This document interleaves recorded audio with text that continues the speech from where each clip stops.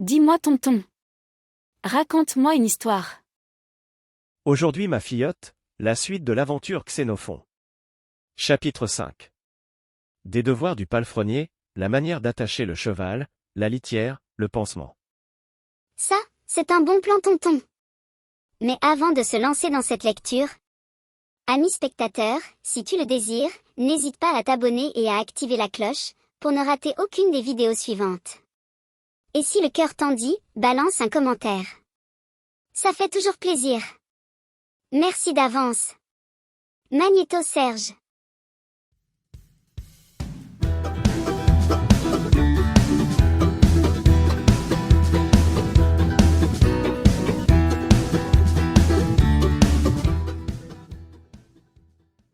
Des devoirs du palefrenier.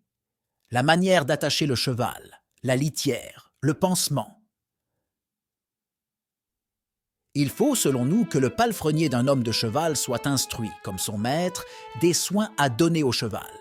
Il saura d'abord qu'il ne faut jamais faire le nœud du licol qui attache le cheval à la crèche à l'endroit où est placée la tétière, parce que le cheval se gratte souvent la tête contre le râtelier, et que, si le licol blessait les oreilles, il formerait souvent des ulcères. Or, quand un cheval a des ulcères, il est nécessairement plus difficile à brider et à étriller. Il est bon aussi d'enjoindre au palefrenier d'emporter tous les jours le crottin et la litière dans un endroit déterminé. En faisant ainsi, il se débarrassera plus facilement de sa besogne et le cheval s'en trouvera mieux.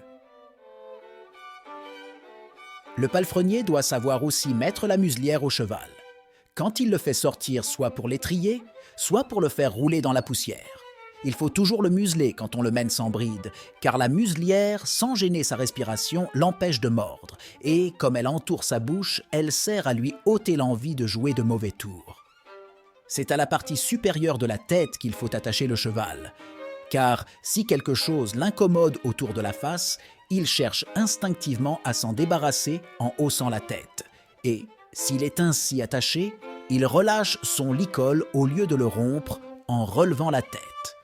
Quand on l'étrille, il faut commencer par la tête et la crinière, car si le haut du corps n'est pas propre, il est inutile de nettoyer le bas.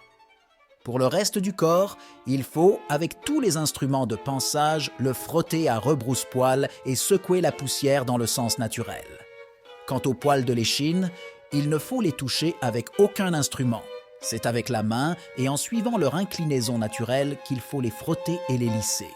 C'est ainsi qu'on blessera le moins cette partie qui reçoit le cavalier.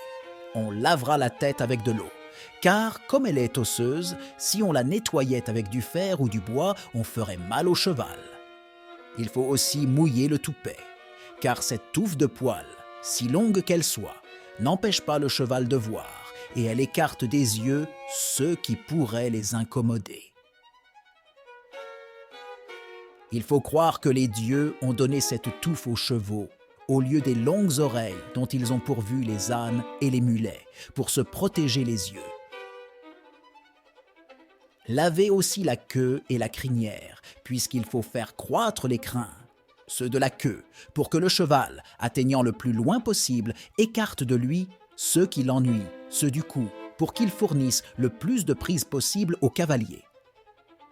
C'est aussi comme ornement que les dieux ont donné au cheval la crinière, le toupet et la queue. La preuve en est que les juments des haras sont moins disposées à se laisser couvrir par des ânes, tant qu'elles ont tous leurs crins. C'est pour cela que tous les éleveurs de mules coupent les crins aux juments qu'ils veulent faire saillir par un âne. Nous supprimons le lavage des jambes, car il est inutile et le sabot se gâterait à être lavé tous les jours. On évitera aussi de trop laver le dessous du ventre. C'est ce qui ennuie le plus le cheval, et d'ailleurs plus le dessous du ventre est propre, plus il attire les insectes qui incommodent la bête. Et quand on a pris beaucoup de peine pour ce nettoyage, le cheval n'est pas plus tôt sorti qu'il est aussi sale que si on ne l'avait pas lavé. On y renoncera donc. Quant aux jambes, il suffit de les frotter uniquement avec les mains. Tonton, il donne de très bons conseils ce Xénophon. On dirait qu'il vit à notre époque. Bon, parfois, on comprend que les instruments de pansage des Grecs antiques sont un peu rudes. Le matériel a quand même fait des progrès depuis son époque. Vivement la prochaine lecture. J'ai vraiment envie de connaître la suite. Tout à fait, Fillette. À bientôt pour de nouvelles aventures équestres.